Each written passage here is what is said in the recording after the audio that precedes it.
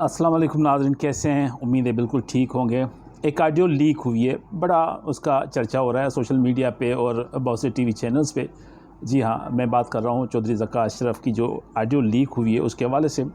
और बहुत से रिपोर्टर्स और बहुत से चैनल्स उसको बड़े ज़बरदस्त अंदाज से हाईलाइट कर रहे हैं, बहुत बड़ा इशू समझ के। लेकिन मैं समझता हूँ कि ये जो स्टांस है यहाँ पे पाकिस्तान क्रिकेट बोर्ड के चेयरमैन का, वो एक तो क्लियर मैसेज है कि जो आपके प्लेयर पावर का जो माजी में भी हमने देखा है, बहुत से सीनियर कप्तान उसका रोना रोते हुए भी अपनी क़यादत से हाथ धो बैठे थे। और प्लेयर्स पावर का अंदाज़ा माजी में जिन दोस्तों को भी हुआ होगा, जिसने भी क्रिकेट को कवर किया होगा, जिसकी भी नज़रें क्रिकेट बोर्ड पे और क्रिकेट टीम पे, कप्तानों पे रही होगी, तो एक ऐसा पीरियड भी आया था कि किसी टूर पे पूरी पाकिस्तान की टीम के प्लेयर्स ने कुरान शरीफ पे हाथ रख के कसम खाई थी कि फ़लाँ कप्तान को हमने बरकरार नहीं रखना, इसको कप्तानी से दूर करना है। मेरे ख़्याल में ये तो वाक़या किसी से अभी तक ढका छुपा नहीं होगा, सबको याद होगा।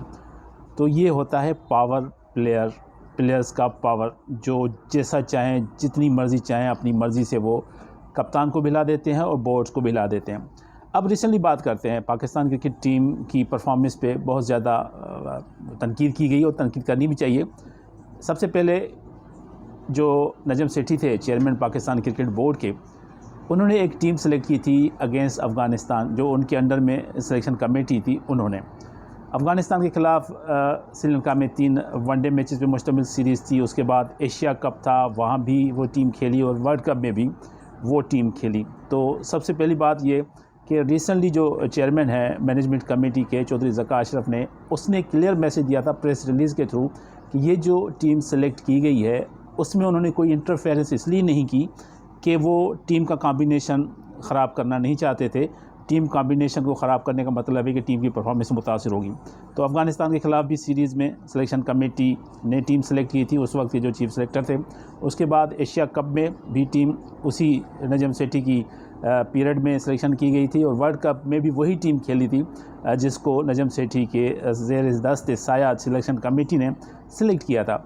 तो इसके हवाले से जो ख़बरें आ रही थी कि वर्ल्ड कप के दौरान सबसे बड़ा जो इशू हाईलाइट हुआ कि प्लेयर्स ने कहा कि हमें सैलरीज़ नहीं मिली। तो ये बहुत बुरी बात और बहुत अजीब बात है कि आप पाकिस्तान को रिप्रेजेंट कर रहे हैं, पाकिस्तान का आपने कैप पहना हुआ है, आपने कलर पहना हुआ है, सारी दुनिया में आपको एम्बेसडर की हैसियत से देखा जाता है, और आपने सैलरीज़ का इशू उठाया और ड्यूरिंग वर्ल्ड कप आपने मनपसंद रिपोर्टर्स, मनपसंद सहाफ़ियों को मैसेज करके आपने वो चीज़ें मीडिया में चलवाईं। तो क्या समझते हैं कि ये प्लेयर्स ने सही काम किया? बिल्कुल भी नहीं किया, मैं डिसएग्री करता हूँ। उसके बाद फिर पता चला कि पाकिस्तान क्रिकेट बोर्ड की तरफ से एक प्रेस रिलीज़ भेजी गई मीडिया में कि ये जो सिलेक्शन कमेटी है उसके चेयरमैन जो इंज़माम उल हक थे, उसको और कप्तान को फ्री हैंड दिया हुआ है कि वर्ल्ड कप में अपनी मर्ज़ी की टीम सेलेक्ट करें, टीम खिलाएं, उसके पाकिस्तान क्रिकेट बोर्ड का कोई भी अमल दखल नहीं है। तो एक तो ये क्लियर मैसेज हो गया, और दूसरे आप दोस्तों को पता है कि पाकिस्तान क्रिकेट बोर्ड के जो चेयरमैन होते हैं उनको सिर्फ इख्तियार है वो कप्तान मुकर्रर करने का। बाकी मामलात के लिए उन्होंने सिलेक्शन कमेटी बना दी, जूनियर सिलेक्शन कमेटी बना दी, कोचिंग का स्टाफ उन्होंने जितना भी है रिक्रूट किया, वो सारी चीज़ें अपने डोमेन में काम करती हैं। लेकिन जो इख्तियारात होते हैं पाकिस्तान क्रिकेट बोर्ड के चेयरमैन के, जो इस वक्त चौधरी ज़का अशरफ है मैनेजमेंट कमेटी के चेयरमैन, उनके पास या उनसे पहले या आने वाले जो चेयरमैन होंगे उनके पास सिर्फ कप्तान को मुकर्रर करने का इख्तियार है। तो ये बात आप अपने जहन में रखें कि उनके पास इख्तियार ये है, आइन के मुताबिक वो सिर्फ कप्तान मुकर्रर कर सकते हैं। बाकी वो एडमिनिस्ट्रेटर पोस्ट है, वहाँ पे वो सारी चीज़ों को लुक आफ्टर कर सकते हैं, सारी चीज़ों को मैनेज कर सकते हैं और आर्डर दे सकते हैं कि ये चीज़ें बेहतर होनी चाहिए। वो थ्रू प्रॉपर चैनल एक सिस्टम के थ्रू जाती हैं। तो ये तनख्वाह का सिलसिला, सैलरीज़ का सिलसिला और सेंट्रल कॉन्ट्रैक्ट का सिलसिला वर्ल्ड कप में इशू हुआ। वर्ल्ड कप के दौरान ही पीसीबी ने क्लियर मैसेज दे दिया कि भाई आपकी जो भी सिलेक्शन है, जो भी टीम खिला रहे हैं, आप रिस्पांसिबल हैं, और वर्ल्ड कप के बाद उसका हम फैसला करेंगे कि किसको टीम में होना चाहिए, किसको नहीं होना चाहिए, क्या तब्दीलियाँ करनी चाहिए। लेकिन मैसेज क्लियर था कि ये हम सब करेंगे, लेकिन वर्ल्ड कप के बाद। तो ड्यूरिंग वर्ल्ड कप ही हमने देखा कि एक कंपनी है प्लेयर पावर एजेंट की कंपनी, उसके जो रूह रवां थे, सेक्रेटरी थे, वो इंतसार उल हक साहब का नाम आ रहा है, वो कहा जा रहा है वो इंज़माम उल हक के भाई हैं। फिर जब हमने वेबसाइट पे देखा तो वहाँ पे तो इंज़माम उल हक भी डायरेक्टर के हिस्से से काम करते हुए नज़र आ रहे हैं और मोहम्मद रिजवान भी उस कंपनी के डायरेक्टर की हैसियत से काम करते हुए नज़र आ रहे हैं। कंपनी का काम क्या था? ये प्लेयर्स एजेंट कंपनी थी जो प्लेयर्स का कॉन्ट्रैक्ट कराती हैं मुख्तलिफ़ एडवर्टाइजमेंट एजेंसीज़ के साथ। उनका काम होता है एजेंट का। और हमने माजी में बल्कि रिसेंट पास में जहाँ भी देखा है तो एक प्लेयर का एक एजेंट होता है जो उसके सारे मामला देखता है। लेकिन इस दफ़ा जो ऑडियो लीक हुई उसमें चौधरी ज़का अशरफ कह रहे हैं कि एक एजेंट है जो 8 प्लेयर्स को उन्होंने कंट्रोल किया हुआ है। वो पाकिस्तान के 8 प्लेयर्स उसके अंडर में हैं कि वो उसको खिलाएं ना खिलाएं, वो अपना सिस्टम चलाएं ना चलाएं। तो ये प्लेयर्स पावर की कैटेगरी में आता है। तो कप्तान जो था वो सारे उसके साथ मिले हुए थे और उसको जो हैंडल कर रहा था वो चीफ़ सेलेक्टर इंज़मामुल हक था जो उस कंपनी का हेड था। फिर कहा या तला जो है इनके ऊपर सारी चीज़ों को देख रहे थे, तला रमानी, उनके कहने पे सारी चीज़ें हो रही थी। और जब ये वापस आए तो चेयरमैन पीसीबी मैनेजमेंट कमेटी ने बाबर आजम को एक मैसेज दिया कि आप टेस्ट टीम की क़यादत करें, T20 और वनडे को छोड़ें। अब आपको भी याद होगा ड्यूरिंग वर्ल्ड कप सारी मीडिया ने एक हवा बनाया हुआ था कि कप्तान अपनी दोस्तियां चला रहे हैं। इतना तो याद होगा ना, आपकी याददाश्त इतनी तो कमज़ोर नहीं होगी कि अपने दोस्तों को खिला रहा है। जब वो अपने दोस्तों को खिला रहा है तो इट मीन्स क्लियर मैसेज था कि ये जो प्लेयर कंपनी है जो एजेंट के तौर पे काम करती हैं, उन सारे प्लेयर्स को उसने ऑन बोर्ड रखा हुआ है कि भाई अब आप इस कंपनी के साथ कॉन्ट्रैक्ट करेंगे, मुआहदा करेंगे तो हम आपके दूसरी एजेंसीज़ के साथ भी कॉन्ट्रैक्ट कराएंगे। न सिर्फ इतना बल्कि सेंट्रल कॉन्ट्रैक्ट के मामले भी आप भी हम हल कराएंगे और उसके बाद पाकिस्तान की टीम में रहना ना रहना वो भी आपका हमारे थ्रू होगा, क्योंकि कप्तान भी उनके पास था, चीफ सेलेक्टर भी उनके पास था। तो ये सियासत हो रही थी और ये बहुत बड़ी जो कहते हैं प्लेयर पावर प्लेयर जो है वो एक बना हुआ था, लावा जो पिघल रहा था, ज़ाहिर हो रहा था। तो चौधरी ज़का अशरफ ने ऑन बोर्ड होते हुए उनको क्लियर मैसेज दे दिया कि आप टेस्ट टीम की क़यादत करें, वनडे और T20 से हट जाएं। जस्ट बिकॉज पूरे पाकिस्तान ने कहा था कि जो वर्ल्ड कप और एशिया कप में टीम खिलाई गई है वो बाबर आजम के दोस्तों की टीम है, उसने अपनी मर्ज़ी से खिलाए। वो आखिर में ये चीज़ ज़ाहिर भी हुई जब बाबर आजम ने चौधरी ज़का अशरफ के कहने पर ना सिर्फ टेस्ट टीम की क़यादत से अलग होने की बात की, लेकिन उनको ये मैसेज दिया कि वो घर वालों से पूछ के आपको मैसेज देंगे या आपको बताएंगे। ये सारी चीज़ें ऑडियो लीक हुई हैं, ये उस बिहार पे कह रहा हूँ कि वो जो फ़ैसले थे वो ख़ुद नहीं करते थे, वो किसी से पूछ के फ़ैसले करते थे। और ये फ़ैसला सामने आया कि वो ना सिर्फ टेस्ट टीम की क़यादत छोड़ रहे हैं बल्कि वो T20 और वनडे तीनों फार्मेट की क़यादत से अलग हो रहे हैं। तो आप अंदाज़ा करें कितना पावर जो है वो प्लेयर्स के पास था कि अपनी मर्ज़ी से, मनमानी से वो अपने फ़ैसले करते थे। चेयरमैन ने उनको एक ऑफ़र की कि आप T20 और वनडे की क़यादत छोड़ दें, टेस्ट टीम की क़यादत रख लें, लेकिन उन्होंने अपने दोस्त से जिसके अंडर में वो प्लेयर पावर कंपनी आती है जो कॉन्ट्रैक्ट कराती हैं, उनके कहने पे उन्होंने सारे मामला कप्तानी के अलग कर दिए और एज अ प्लेयर खेलने की बात की। तो मैं समझता हूँ कि ये चौधरी ज़का अशरफ का जो फ़ैसला है वो बड़ा ज़बरदस्त फ़ैसला है और इस पर अमल होना चाहिए। और जो अमल अभी तक हुआ है उसमें आप देखें सिलेक्शन कमेटी आपकी चेंज हो गई, सारे प्लेयर्स आपके ऐसे हैं जो पाकिस्तान खेले हैं, किसी एक पे भी किसी ने एतराज़ नहीं किया। इट मीन्स कि चौधरी ज़का अशरफ ने सारे फ़ैसले सही किए।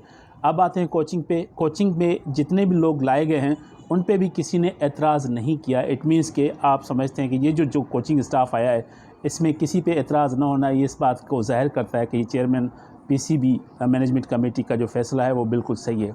हफीज़ की बात कर लें, वहाब रियाज़ की बात कर लें, उमर गुल की बात कर लें, ये सारे वो लोग हैं जिन्होंने पाकिस्तान के लिए सर्व किया है। तो अब तो सारे क्रिकेटर्स आपके पाकिस्तान की क्रिकेट चला रहे हैं, अब किस बात का रोना। अब बाबर आजम को, इंज़मामुल हक को ये बात समझनी चाहिए या उनके ग्रुप में जितने भी वो दोस्त हैं जो सर्किल में हैं उनको पाकिस्तान के लिए क्रिकेट खेलनी चाहिए, ना कि दूसरों के हाथों में पैसों के लिए क्रिकेट खेलनी चाहिए। पाकिस्तान ने आपको इतनी इज़्ज़त दी है, पाकिस्तान का जो आप कलर पहन के सारी दुनिया में घूमते हैं, इस पाकिस्तान की वजह से आपके घर के चूल्हे चलते हैं और आपके घर के चूल्हे जलते हैं। और न सिर्फ इतना बल्कि जितने भी आपकी एडवर्टाइजमेंट हुई, ये हुई, सारे दुनिया में आपको जाना पहचाना जाता है सिर्फ पाकिस्तान के लिए। तो पाकिस्तान के साथ सिंसियरिटी और कमिटमेंट के साथ चलना चाहिए आपको। और चौधरी ज़का अशरफ पाकिस्तान क्रिकेट बोर्ड की मैनेजमेंट कमेटी के चेयरमैन है, मतलब वो इस घर के बड़े हैं। जो घर का बड़ा होता है वो कभी नहीं चाहता कि घर ख़राब हो, घर की हालत ख़राब हो, घर के लोगों को तकलीफ़ हो, परेशानी हो। वो चाहेगा कि मेरे घर के जितने भी बच्चे हैं, जितने भी उसमें रहने वाले हैं, वो बेहतर मुस्तकबिल की तरफ जाएं और बेहतर कारकर्दगी का मुज़ाहरा करें।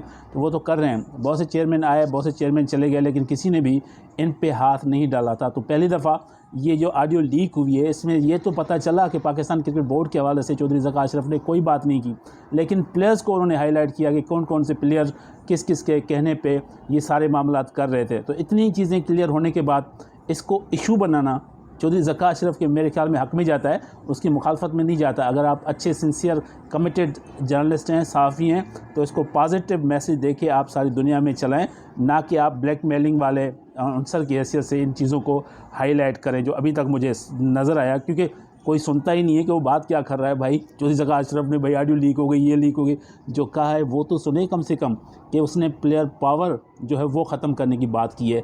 वो कप्तान को एक प्लेटफार्म मुहैया करना चाहते हैं, उसने उसको इनकार कर दिया।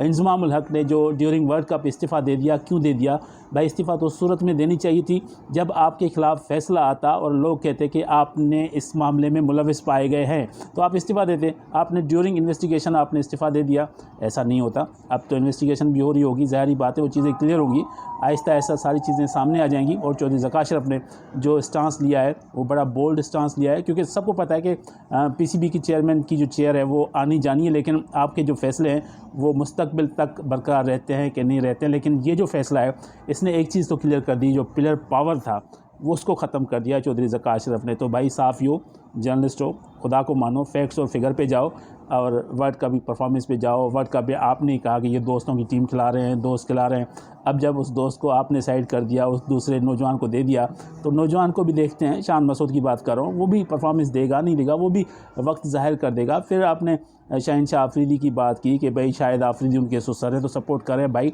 शहनशाह आफरीदी प्लेयर तो हैं, सुसर तो शाहिद आफरीदी उनके बाद में बने हैं, उससे पहले तो वो वनडे के बेस्ट बॉलर बने, T20 के बेस्ट बॉलर बने, लाहौर कलंदर को उसने 2 दफ़ा चैम्पियन बनाया कप्तानी में, तो he is deserving for the captaincy. और T20 को कप्तानी दिया, बड़ी खुशी की बात है। और वाइस कप्तान उसको मुकर्रर किया गया टेस्ट टीम का। क्यों किया? क्योंकि रिजवान भी उस जो लॉबी है उसका हिस्सा है, जो चीज़ें सामने आई थी उसमें वो उसका भी हिस्सा है, तो उनको अपने उस हिस्से को अलग होना चाहिए और पाकिस्तान के लिए क्रिकेट खेलनी चाहिए। पाकिस्तान से बढ़कर कोई चीज़ नहीं है, पहले पाकिस्तान फिर बाद में हम सब हैं। Thank you so much.